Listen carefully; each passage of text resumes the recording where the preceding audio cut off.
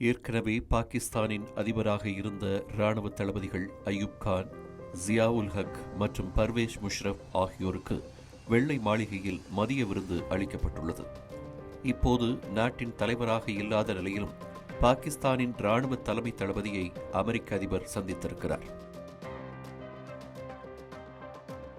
G7 உச்சி மாநாட்டில் பங்கேற்க கனடாவுக்கு பிரதமர் மோடி சென்றடைவதற்கு முன்பே மாநாட்டில் கலந்து கொண்டிருந்த அமெரிக்க அதிபர் ட்ரம்ப் அவசரமாக தனது பயணத்தை பாதியில் முடித்துக் கொண்டு அமெரிக்காவுக்கு திரும்பினார். பாகிஸ்தானின் இராணுவ தளபதி அசீம் முனீரை சந்திப்பதற்கு முன்னதாக பிரதமர் மோடியுடன் தொலைபேசியில் ட்ரம்ப் பேசியிருக்கிறார்.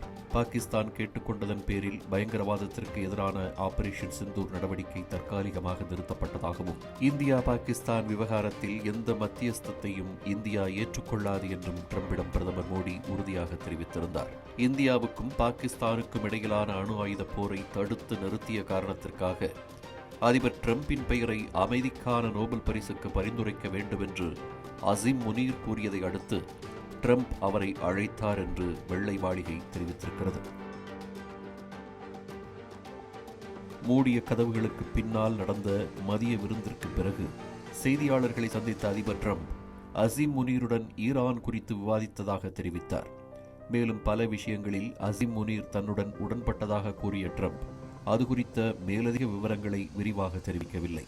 ஏற்கனவே ஈரானுக்கு எதிரான இஸ்ரேலின் வான்வழி தாக்குதல்களை கண்டித்துள்ள பாகிஸ்தான், இஸ்ரேலின் தாக்குதல் சர்வதேச சட்டத்தை மீறுவதாகவும் மேற்காசியாவுக்கு பெரும் அச்சுறுத்தலாகவும் இருப்பதாக தெரிவித்திருந்தது. ஒருபுறம் இந்தியாவுடனும் மறுபுறம் பாகிஸ்தானுடனும் வர்த்தக ஒப்பந்தத்தை ஏற்படுத்த முயற்சி செய்து வருகிறது அமெரிக்கா. இன்னொருபுறம் அணுசக்தி உடன்படிக்கைக்கு கட்டாயப்படுத்திய அமெரிக்காவின் கோரிக்கையை ஈரான் நிராகரித்துவிட்டது. இஸ்ரேலுக்கு ஆதரவாக ஈரான் மீது அமெரிக்கா போர் தொடுக்கக்கூடும் என்று எதிர்பார்க்கப்படுகிறது. இந்த பின்னணியில் ட்ரம்ப் அசீம் முனீர் சந்திப்பு மிகவும் முக்கியத்துவம் வாய்ந்ததாக கருதப்படுகிறது. சீனாவுடனான தனது உறவை மேம்படுத்தியுள்ள இந்தியா சர்வதேச நாடுகளுடன் நல்லுறவை பேணி வருகிறது. இந்தியாவை நட்பு நாடு என்றும் பிரதமர் மோடியை நண்பர் என்றும் கூறும் ட்ரம்ப் பாகிஸ்தான் மீதும் பாசத்தை காட்ட தயாராகியிருக்கிறார். புதினுடன் கைகோர்த்து ரஷ்யாவை சீனாவின் உறவிலிருந்து விலக்க ட்ரம்ப் முயற்சி செய்தது போலவே அசீம் முனீருக்கு மதிய விருந்து கொடுத்து பாகிஸ்தானை சீனாவில் இருந்து விலக்க முயற்சி செய்கிறார். மேலும் பலுசிஸ்தானின் இயற்கை கனிமங்களின் மீதும் அமெரிக்கா உரிமை கொண்டாட விரும்புகிறது. பாகிஸ்தானுக்கு மொத்தம் 18 பில்லியனுக்கும் அதிகமான நிதி மற்றும் இராணுவ உதவியை அமெரிக்கா வழங்கியிருக்கிறது. அமெரிக்காவின் பெரும்பாலான நிதியுதவி பாகிஸ்தானின் இராணுவ தளபதிகளுக்கும் பாகிஸ்தானின் பயங்கரவாத உட்கட்டமைப்பை வலுப்படுத்துவதற்கும் திருப்பிவிடப்படுகிறது. அமெரிக்காவின் உதவியால் உலகம் முழுவதும் பயங்கரவாதத்தை பாகிஸ்தான் ஏற்றுமதி செய்து வருகிறது. உலகில் எங்கு பயங்கரவாத தாக்குதல் நடந்தாலும் அது நேரடியாகவோ அல்லது மறைமுகமாகவோ பாகிஸ்தானில் இருந்துதான் தொடங்குகிறது. எடுத்துக்காட்டாக அமெரிக்க இரட்டை கோபுர தாக்குதலுக்கு மூளையாக செயல்பட்ட அல் கொய்தாவின் ஒசாமா பின் லேடன் பாகிஸ்தான் இராணுவ மையத்திற்கு அடுத்த வீட்டில்தான் நீண்ட காலமாக வசித்து வந்ததை கூறலாம்.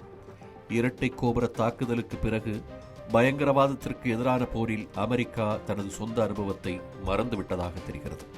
பாகிஸ்தானுக்கு உதவுவது சொந்த செலவில் சூரியம் வைப்பதைப் போல என்று சொல்லலாம். பாகிஸ்தானியர்களை தங்கள் நாட்டில் வரவேற்று ஆதரவளித்த எந்த ஒரு நாடும் மோசமான விளைவுகளை சந்திக்காமல் இருந்ததில்லை.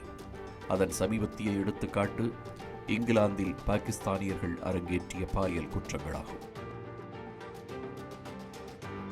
அதிபுத்திசாலித்தனம் என்ற பெயரில் பாகிஸ்தான் பற்றிய புரிதல் இல்லாமல் அதிபர் ட்ரம்ப் அசீம் முனீருக்கு பால் வார்த்திருக்கிறார் என்றே விமர்சனங்கள் எழுந்திருக்கிறது.